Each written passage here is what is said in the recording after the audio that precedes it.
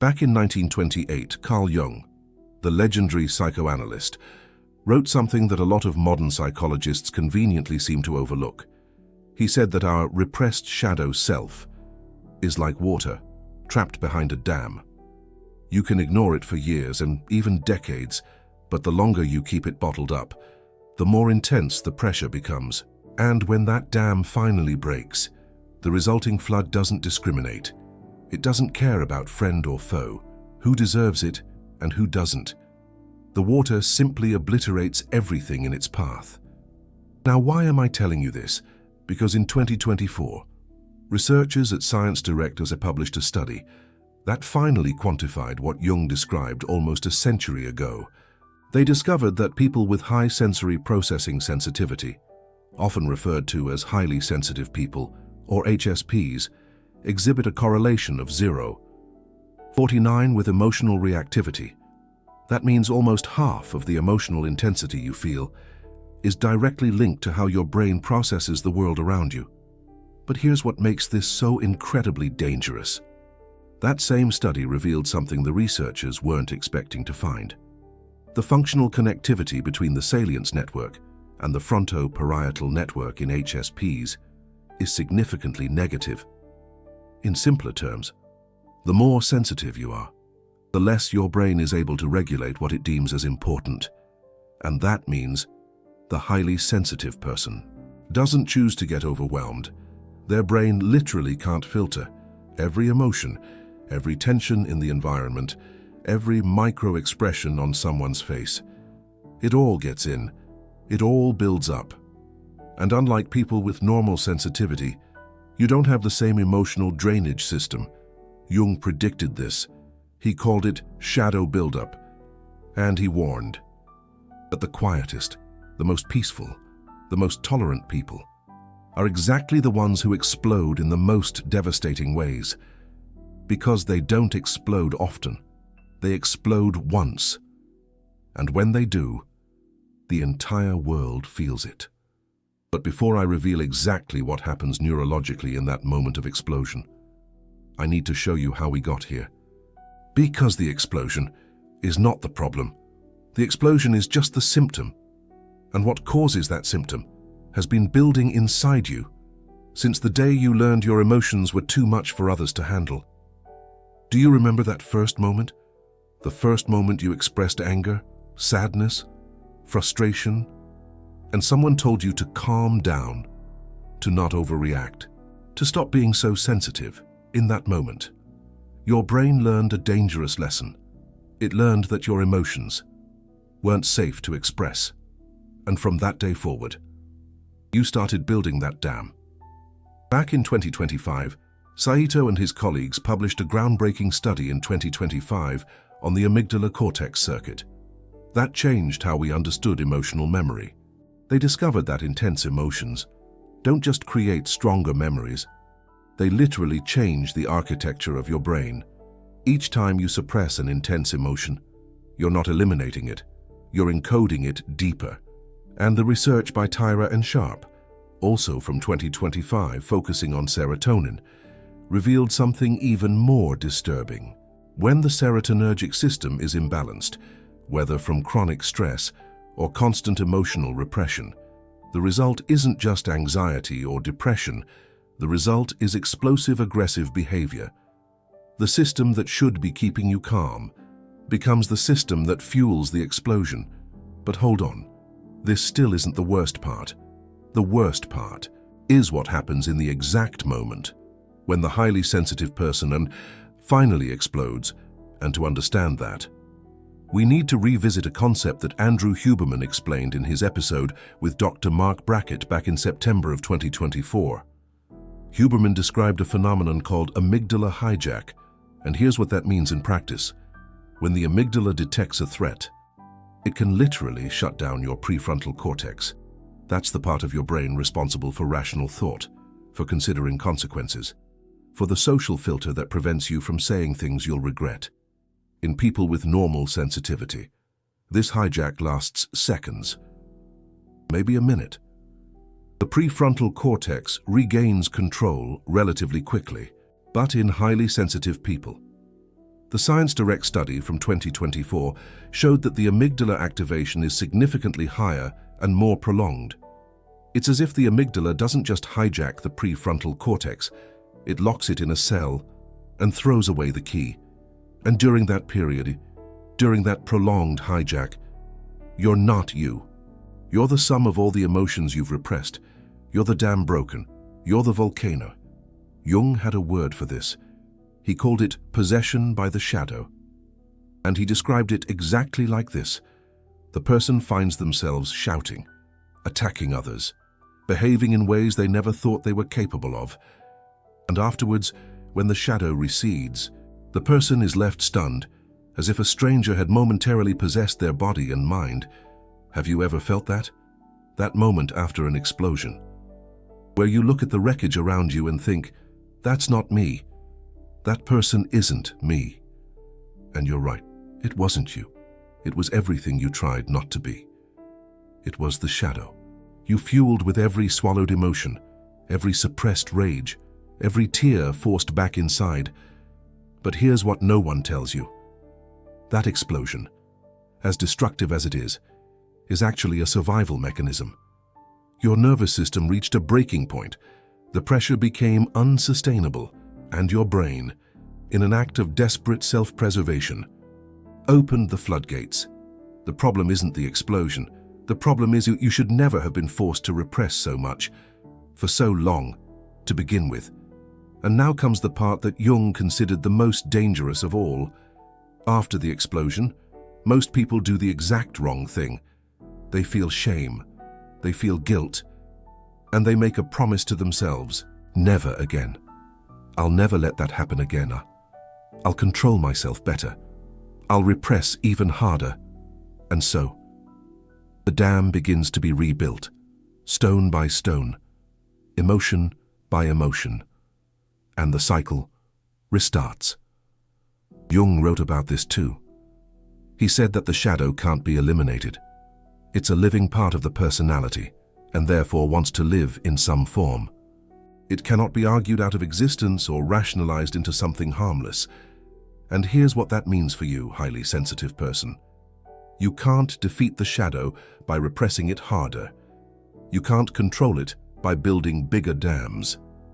The only way out is what Jung called integration. But integration isn't what most people think it is. It's not accepting your emotions while continuing to hide them from the world.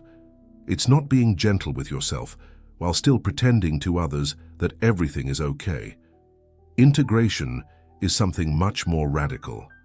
It's much more terrifying. And before I explain what integration really demands, I need to show you why highly sensitive people, HSPs specifically, are almost hardwired to resist it. Because there's a neurological reason why you might prefer to explode occasionally than integrate consistently. And that reason has everything to do with how your brain was formatted from early childhood. Dr. Alan Shaw, in his episode with Andrew Huberman in November of 2024, revealed something fundamental. The right hemisphere of the brain dominates development in the first 24 months of life.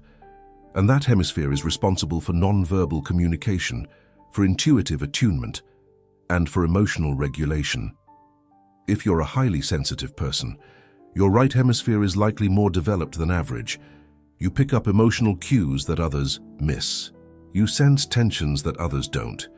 You perceive inconsistencies between what people say and what they actually feel.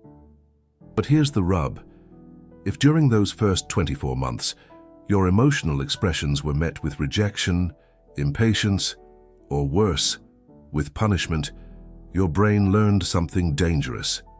It learned that your sensitivity wasn't a gift. It was a flaw. It learned that to be loved, you needed to hide the most fundamental part of who you are, and that learning doesn't live in your conscious mind. It lives in the neural circuits of your right hemisphere. It lives in the attachment pattern that was encoded even before you had words to describe what you were feeling. And that's why integration is so difficult for you. Because integrating the shadow self means challenging the deepest programming of your brain. It means disobeying the order that was installed when you were most vulnerable. Hide this, or lose love. But there is a way out. And that way out has been validated by both Carl Jung and Andrew Huberman, albeit in different ways. Dr. Ethan Kross, also on Andrew Huberman's podcast in November 2024, introduced a concept called mental distancing. It's a technique where you refer to yourself in the third person during moments of intense emotion.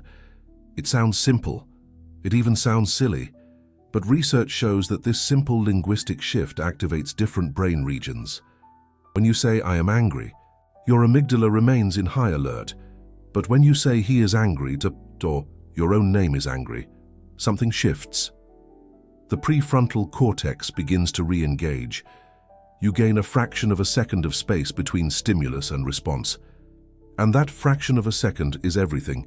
Carl Jung called this the transcendent function, the ability to hold two opposites in consciousness simultaneously, to feel the anger completely, while also observing the anger from the outside, not to repress it, but also not to be consumed by it. And that brings us to the protocol that I promised to reveal.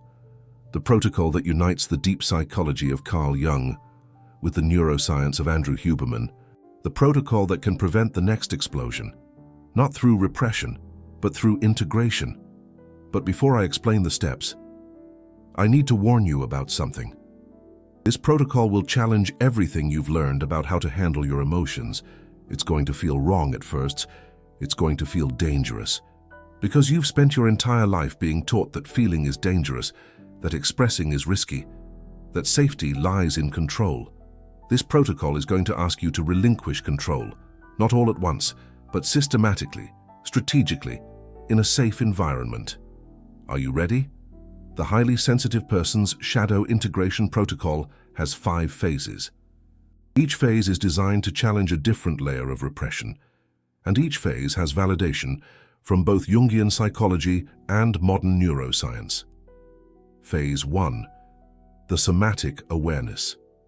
Most people try to process emotions through their mind. They think about what they feel. They analyze. They rationalize. But Carl Jung and Andrew Huberman agree on something fundamental. Emotion doesn't live in the mind. It lives in the body. Andrew Huberman explained in his episode on interoception that we have an entire system dedicated to perceiving internal signals from the body, and these signals reach the brain long before any conscious thought. Anger doesn't start as a thought, "I am angry." It starts as a contraction in the chest, a tension in the jaw, a heat rising up the neck. The first phase of the protocol is to learn to capture the emotion at this somatic stage, before it reaches the amygdala with full force, once a day. Stop what you're doing and do a 2-minute body scan. Where is there tension? Where is there heat? Where is there tightness? Don't try to change anything. Just observe. Research shows that simply observing bodily sensations without judgment activates the anterior insular cortex, which is the center of mind-body integration. Phase 2, precise naming. Dr. Mark Brackett, in his September 2024 episode, introduced the concept of emotional granularity. It's the ability to distinguish between emotions that seem similar, but are neurologically different. Most people operate with an emotional vocabulary of maybe 10 words: happy, sad, angry, anxious. But research shows that the more precise you are in naming your emotion, the less power it has over you. There's a neurological difference between being frustrated and being disappointed, between being annoyed and being resentful, between being hurt and being betrayed. And your brain knows the difference. Even if your conscious mind doesn't. After the body scan, ask yourself if this sensation could talk. What would be the exact word that it would use? Don't accept the first answer. Go deeper. Search for the word that makes your body relax slightly when you pronounce it. That's the true word. Phase 3. Source location. Carl Jung insisted that every present emotion has a root in the past. The anger you feel today with your boss may actually be the anger you never expressed towards your father. The sadness that arises when your partner ignores you may be the sadness of that child who learned that their needs were a burden. Neuroscience confirms this. The amygdala hippocampus circuit encodes emotions with context. When a present situation activates an old emotional memory, Your brain doesn't clearly distinguish between past and present. To it, everything is happening now. After naming the emotion, ask yourself, when was the first time I felt like this? Not the first time you can consciously remember. The first time your body recognizes one. Close your eyes. Let the emotion guide you back in time. The body knows the way. Phase 4. Dialogue with the shadow self. This is the phase that seems strangest to the modern mind, and also the phase that Carl Jung considered the most important. Carl Jung called it active imagination. It's a process where you consciously enter into dialogue with the parts of yourself that you've rejected, not as some fantasy, but as a real conversation with a real presence. Dr. Andrew Huberman doesn't use that exact language, but he has validated the neuroscientific mechanism behind it. The default mode network, the brain network that's active when we're not focused on external tasks, is responsible for internal narratives and self-concept. When you consciously engage this network in a structured dialogue, you can literally rewrite the stories it tells about who you are. Find a private space. Visualize the part of you that explodes, not as some monster, as a version of yourself. Maybe a younger version. Maybe a version that was silenced a long time ago. Ask it, what do you need? What are you trying to tell me? What happens if I listen to you? You might be surprised by the answers. Anger often doesn't want to destroy, it wants to protect. Sadness doesn't want to sink you, it wants to be witnessed. Frustration doesn't want to explode, it wants to be respected. Phase 5. Calibrated expression. This is the phase that differentiates integration from traditional therapy. It's not enough to just process internally. At some point, the emotion needs to find expression in the world, but expression doesn't mean explosion. It means conscious communication. It means telling the truth about what you feel, in a way that the other person can receive it. Dr. Ethan Kross has described this as co-regulation. When you express emotion to someone who can receive it without judgment, something happens neurologically. Your nervous system calms down. Cortisol levels drop. The amygdala partially deactivates. But when you express emotion to someone who reacts with defense, criticism, or rejection, the opposite happens. Your system goes into even greater alert, and that's why choosing who to express to is just as important as what you express. Identify one person in your life who has demonstrated the ability to listen without fixing, defending, or judging. Just one person. That's enough to start. Choose a small emotion, not the biggest, most frightening one. A minor frustration, a light sadness. Practice expressing that emotion using the formula. When X happens, I feel Y because I need Z. Each time you complete this cycle, you train your brain. You prove to your amygdala that expression doesn't equal danger.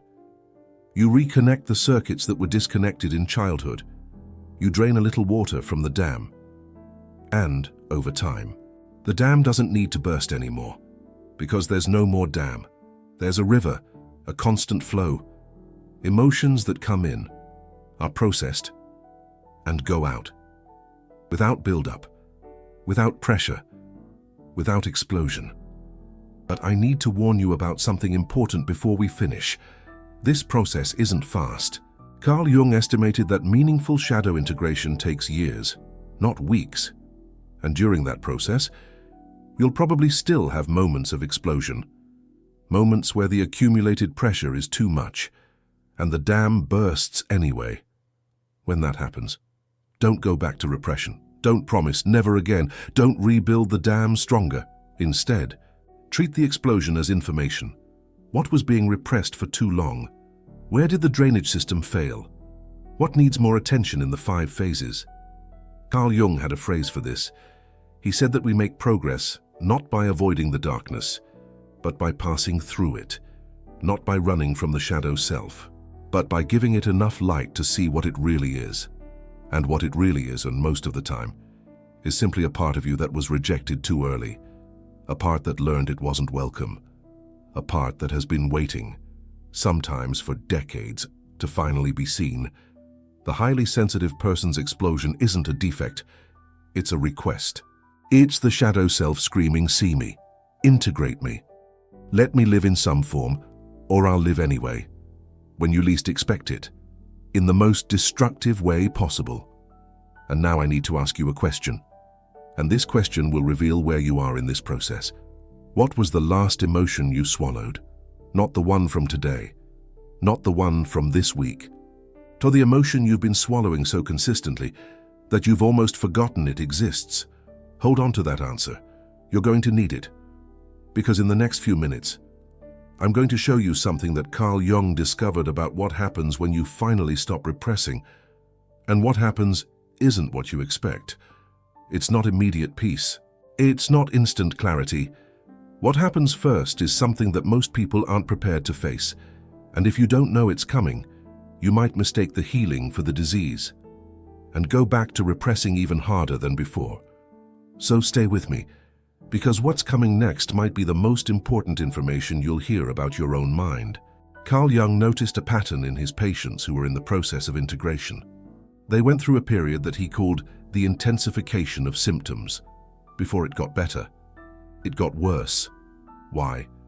Because when you stop repressing, all those emotions that were behind the dam start to move, and they don't move in an organized way, one at a time, in chronological order.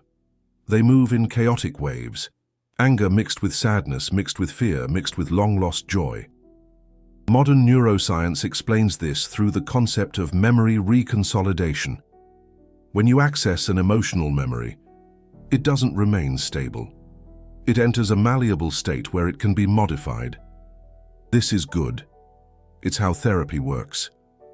But during that malleable state, the emotion is very present, very active, and the highly sensitive person, with their already heightened amygdala cortex connectivity, will feel this in an amplified way. So here's what you need to know. If you start this process and things seem to get worse before they get better, you're probably not doing it wrong. You're probably doing it right. The difference is in the quality of the pain. The pain of repression is a stagnant pain. It's not going anywhere. It's the same pain, day after day, year after year. The pain of integration is a pain that moves. It's intense, but temporary. It's going somewhere. Carl Jung used the alchemical metaphor. He said that integration goes through phases: nigredo, albedo, citrinitas, rubedo. The first phase, nigredo, is literally darkening. It's when everything seems worse. The second phase, albedo, is whitening. It's when it starts to make sense. The third, citrinitas, is yellowing, the higher consciousness emerging. And the fourth, rubedo, is reddening, the final union of opposites. You can't jump straight to rubedo. You have to go through nigredo first. And that brings us back to the question that Carl Jung considered the most important of all. It's not, how do I stop exploding? The real question is this: what is my explosion trying to tell me that I refuse to hear any other way? The highly sensitive person's explosion is rarely about the immediate situation. It's rarely about the co-worker's comment, the partner's criticism, the boss's demand. These are just the triggers. The fuel was there long before. And that fuel, in the vast majority of cases, is a fundamental need that has been denied. A need to be seen, to be heard, to be respected, to have boundaries, to have space, to have importance. What need of yours has been denied? Not the superficial need. The need so profound that you're ashamed of it. The need that you learned to hide because when you expressed it in childhood, it was rejected. That's the root. And until that root is brought to light, processed, integrated, the dam will keep filling and the cycle will continue. But when you finally bring that need into consciousness, when you finally admit to yourself what you really need, something shifts. Not all at once, not magically, but structurally. Because now you're no longer fighting against an invisible shadow. You're in relationship with a part of yourself that you can finally see, and parts that you can see you can care for. Parts that you can care for you can integrate. And integrated parts don't explode, they flow. This is the secret that Carl Jung discovered, and that Andrew Huberman is validating a century later. The solution to the explosion isn't more control, it's more awareness. It's not repressing with more force, it's illuminating with more courage. And the good news, the news that makes this whole process worthwhile, is that on the other side of integration, there's something that repression could never give you. Jung called it individuation, the process of becoming whole, of being, finally, all the parts of yourself, not just the acceptable parts. And Huberman would describe it in terms of neural coherence, when all the parts of your brain are working together, instead of fighting against each other. You can even search for this concept in Science Direct and find white papers to support it. Imagine for a moment what it would be like to live like that. Not without emotion, but with integrated emotion. Not without anger, but with anger that informs instead of exploding. Not without sadness, but with sadness that purifies instead of sinking. Not without fear, but with fear that protects instead of paralyzing. Imagine feeling everything you feel, with all the intensity that your highly sensitive brain allows, but without the need to hide him, repress, or wait until the pressure becomes unsustainable. That's what's on the other side. That's what integration offers, and you deserve that. Not despite your sensitivity, because of it. Because the same sensitivity that creates the most devastating explosions also creates the deepest awareness. The same brain that picks up every tension in the environment also picks up every beauty. The same hyperactive mirror neurons that overwhelm you with other people's pain also connect you with joys that less sensitive people will never experience. Jung knew this. He wrote that the most sensitive people are exactly the people who are most needed, because they feel what the collective is repressing. They carry the shadow of the group, and when they integrate their own shadow, they help the whole world integrate theirs. So the next time you feel the pressure building, the next time you feel the dam approaching its limit, remember this: you're not broken, you're not defective, you're an alert system, a canary in a coal mine, a sensor detecting what others can't. And the explosion, when it comes, isn't your failure.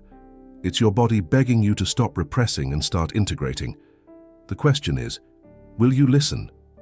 In the comments, tell me, what was the explosion that showed you that something needed to change? What was the moment when you realized that repression wasn't working? If this video helped you understand something about yourself that you didn't understand before, I have a request. In the last few minutes, you've received information that took decades of research to compile. Connections between Jung and Huberman that you won't find anywhere else. A practical protocol based on deep psychology and modern neuroscience. This kind of content exists because people like you choose to support it. When you click on the golden heart of super thanks, you're not just helping me financially. You're saying, keep revealing these connections. Keep translating complex science into something I can use. Each super thanks funds the next research, the next video, the next revelation. You become an active part of a mission that unites what academia keeps separate. And more importantly, you identify yourself as someone who invests in their own awakening. Not a passive consumer of content, an active participant in their own transformation. The golden heart is right below. Click it, leave your mark, be part of this journey. And if you know another highly sensitive person who needs to hear this, someone who's on the verge of an explosion or has just gone through one, share this video. It could be the information that changes everything for that person. In upcoming videos, I'll explore more connections between Jung and Huberman. I'll reveal why you attract narcissists even when you're trying to avoid them, and the neurological pattern that no one tells you about. Hit the notification bell so you don't miss it. The dam doesn't have to break. The volcano doesn't have to erupt. There is another way, and that way starts with a choice. The choice to stop repressing and start integrating. The choice to stop hiding and start illuminating. The choice to stop fighting against yourself and start becoming whole. Jung mapped the path. Huberman validated the neuroscience. And you now have the map and the validation. The only thing that remains is to take the first step,